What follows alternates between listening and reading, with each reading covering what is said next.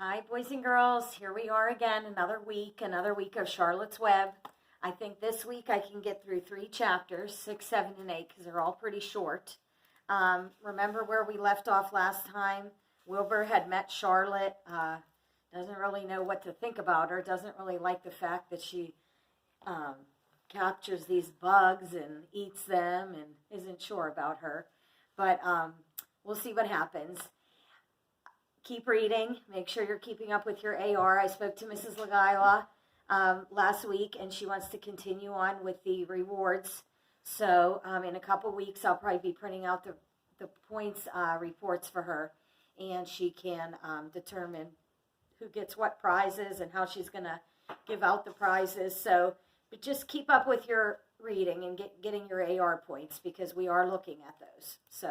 And you should be reading every day anyway, 30 minutes uninterrupted of anything that you like. And this can be included in that too, the 10 minutes that you spend listening to this book. Remember, I have a PDF of this novel if you want to follow along. Week 1 is where I posted the link for the PDF. So if you can't find it, just email me and I will send you the link for the PDF. Okay, so we're going to pick up with Chapter 6, Summer Days.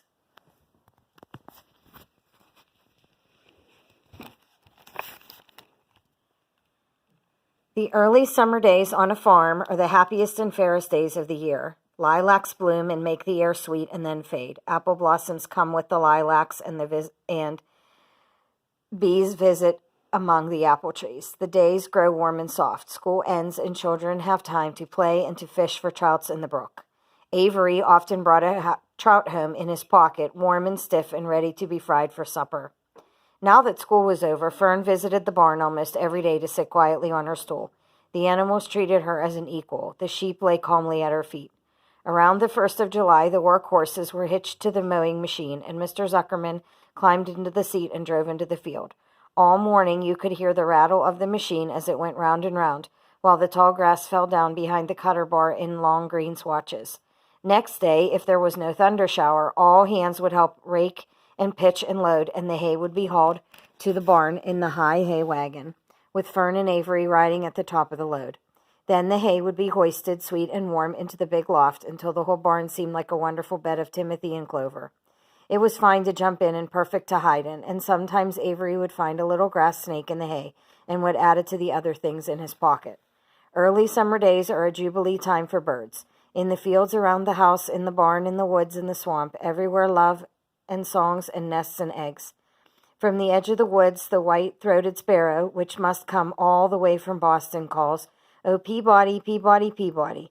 On an apple bough, the phoebe teets and wags its tail and says, "Phoebe, Phoebe." The song sparrow, who knows how brief and lovely life is, says, "Sweet, sweet, sweet interlude, sweet, sweet, sweet interlude." If you enter the barn, the swallows swoop down from their nests and scold, "Cheeky, cheeky," they say.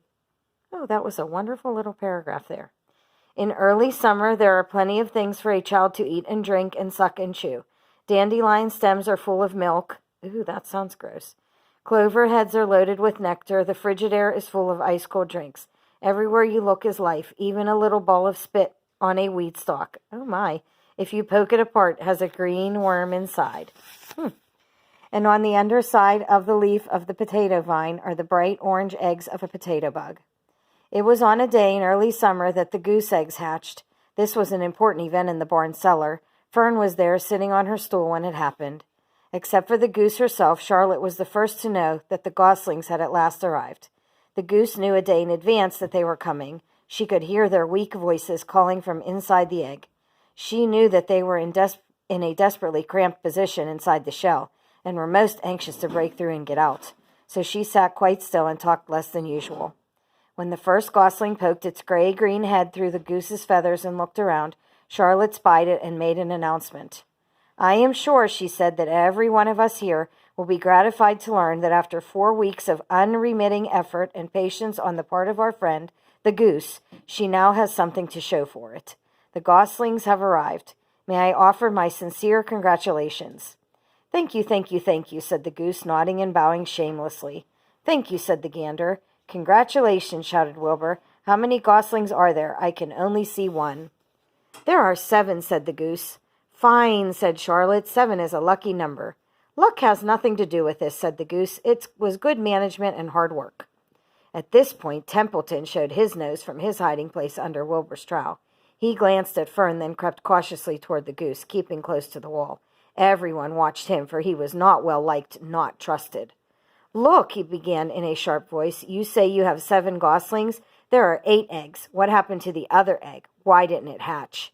It's a dud, I guess, said the goose. What are you going to do with it? Continued Templeton, his little round beady eyes fixed on the goose. You can have it, replied the goose. Roll it away and add it to that nasty collection of yours. Templeton had a habit of picking up unusual objects around the farm and storing them in his home. He saved everything. Certainly, certainly, said the gander. You may have the egg, but I'll tell you one thing, Templeton. If I ever catch you oking your ugly nose around our goslings, I'll give you the worst pounding a rat ever took. And the gander opened his strong wings and beat the air with them to show his power.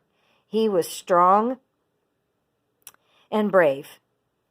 But the truth is, both the goose and the gander were worried about Templeton, and with good reason.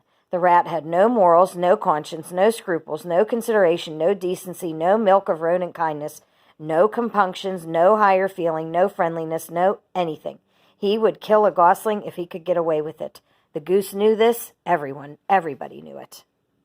With her broad bill, the goose pushed the unhatched egg out of the nest, and the entire company watched in disgust while the rat rolled it away. Even Wilbur, who could eat almost anything, was appalled. Imagine wanting a junky old rotten egg, he muttered. A rat is a rat, said Charlotte. She laughed a tinkling little laugh. But, my friends, if that ancient egg ever breaks, this barn will be untenable. What does that mean? Asked Wilbur. It means nobody will be able to live here on account of the smell. A rotten egg is a regular stink bomb. I won't break it, snarled Templeton. I know what I'm doing. I handle stuff like this all the time. He disappeared into his tunnel, pushing the goose egg in front of him. He pushed and nudged till he succeeded in rolling it to his lair under the trowel. That afternoon, when the wind had died down and the barnyard was quiet and warm, the gray goose led her 7 goslings off the nest and out into the world. Mr. Zuckerman spied them when he came with Wilbur's supper.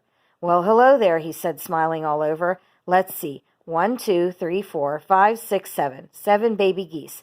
Now, isn't that lovely? Chapter 7. Bad News. Wilbur liked Charlotte better and better each day. Her campaign against insects seemed sensible and useful. Hardly anybody around the farm had a word to say for a fly. Flies spent their time pestering others. The cows hated them, the horses detested them, the sheep loathed them. Mr. and Mrs. Zuckerman were always complaining about them and putting up screens. Wilbur admired the way Charlotte managed. He was particularly glad that she always put her victim to sleep before eating it. It's real thoughtful of you to do that, Charlotte, he said. Yes, she replied in her sweet musical voice. I always give them an anesthetic so they won't feel pain. It's a little service I throw in. As the days went by, Wilbur grew and grew. He ate 3 big meals a day. He spent long hours lying on his side, half asleep, dreaming of pleasant dreams. He enjoyed good health, and he gained a lot of weight. One afternoon, when Fern was sitting on her stool, the oldest sheep walked into the barn and stopped to pay a call on Wilbur. Hello, she said. Seems to me you're putting on weight. Yes, I guess I am, replied Wilbur. At my age, it's a good idea to keep gaining. Just the same, I don't envy you, said the old sheep. You know why they're fattening you up, don't you? No, said Wilbur. Well, I don't like to spread bad news, said the sheep, but they're fattening you up because they're going to kill you, that's why. They're going to what? Screamed Wilbur. Fern grew rigid on her stool. Kill you. Turn you into smoked bacon and ham, continued the old sheep. Almost all young pigs get murdered by the farmer as soon as the real cold weather sets in. There's a regular conspiracy around here to kill you at Christmas time. Everybody is in on the plot. Lurvy, Zuckerman, even John Arabelle. Mr. Arabelle, sobbed Wilbur. Fern's father? Certainly. When a pig is to be butchered, everybody helps. I'm an old sheep, and I see the same thing, same old business year after year. Arabelle arrives with his .22, shoots the... Stop, screamed Wilbur. I don't want to die. Save me, somebody, save me. Fern was about to jump up when a voice was heard. Be quiet, Wilbur, said Charlotte, who had been listening to this awful conversation. I can't be quiet, screamed Wilbur, racing up and down. I don't want to be killed. I don't want to die. Is it true what the old sheep says, Charlotte? Is it true they are going to kill me when the cold weather comes? Well, said the spider, plucking thoughtfully at her web, the old sheep has been around this barn a long time. She has seen many a spring pig come and go. If she says they plan to kill you, I'm sure it's true. It's also the dirtiest trick I ever heard. What people don't think of. Wilbur burst into tears. I don't want to die, he moaned. I want to stay alive, right here in my comfortable manure pile with all my friends. I want to breathe the beautiful air and lie in the beautiful sun. You're certainly making a beautiful noise, snapped the old sheep. I don't want to die, screamed Wilbur, throwing himself to the ground. You shall not die, said Charlotte briskly. What? Really? Cried Wilbur. Who's going to save me? I am, said Charlotte. How? Asked Wilbur. That remains to be seen. But I am going to save you, and I want you to quiet down immediately. You're carrying on in a childish way. Stop your crying. I can't stand hysterics. Chapter 8. A Talk at Home. On Sunday morning, Mr. and Mrs. Arabelle and Fern were sitting at breakfast in the kitchen. Avery had finished and was upstairs looking for his slingshot. Did you know that Uncle Homer's goslings had hatched? Asked Fern. How many? Asked Mr. Arabelle. 7, replied Fern. There were 8 eggs, but 1 egg didn't hatch, and the goose told Templeton she didn't want it any more, so he took it away. The goose did what? Asked Mrs. Arabelle, gazing at her daughter with a queer, worried look. Told Templeton she didn't want the egg any more, repeated Fern. Who is Templeton? Asked Mrs. Arabelle. He's the rat, replied Fern. None of us like him much. Who's us? Asked Mr. Arabelle.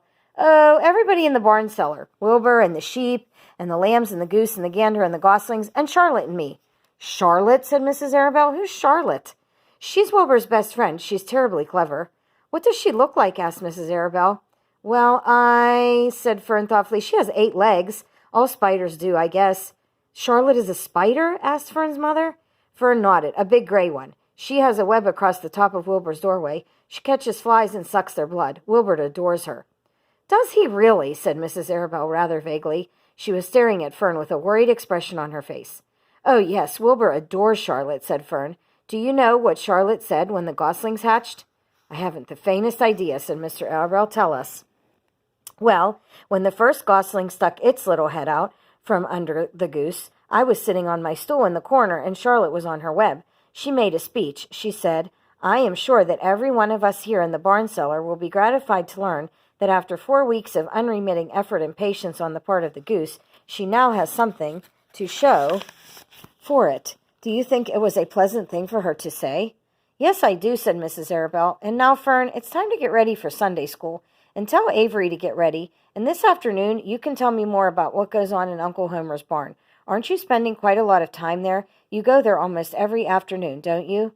I like it there, replied Fern. She wiped her mouth and ran upstairs. After she had left the room, Mrs. Arabelle spoke in a low voice to her husband. I worry about Fern, she said. Did you hear the way she rambled on about the animals pretending that they talked? Mr. Arabelle chuckled. Maybe they do talk, he said. I've sometimes wondered. At any rate, don't worry about Fern. She's just got a lively imagination. Kids think they hear all sorts of things. Just the same, I do worry about her, replied Mrs. Arabelle. I think I shall ask Dr. Dorian about her the next time I see him. He loves Fern almost as much as we do, and I want him to know how queerly she is acting about that pig and everything. I don't think it's normal. You know perfectly well animals don't talk. Mr. Arabelle grinned. Maybe our ears aren't as sharp as Fern's, he said. Okay, boys and girls, I'm going to put a bookmark here in Chapter 9, Wilbur's Boast. And, boy, wasn't that an exciting 3 chapters? I thought that was great. The goslings being born, summertime, poor Wilbur. Hopefully Charlotte comes up with a good plan to save him from being slaughtered. So I hope you enjoyed those 3 chapters, and we'll meet again next week and pick up with Chapter 9, Wilbur's Boast. And keep up the good work. I hear you guys are doing a lot of great things, and keep it up. Enjoy your families and stay healthy. I miss you. Bye.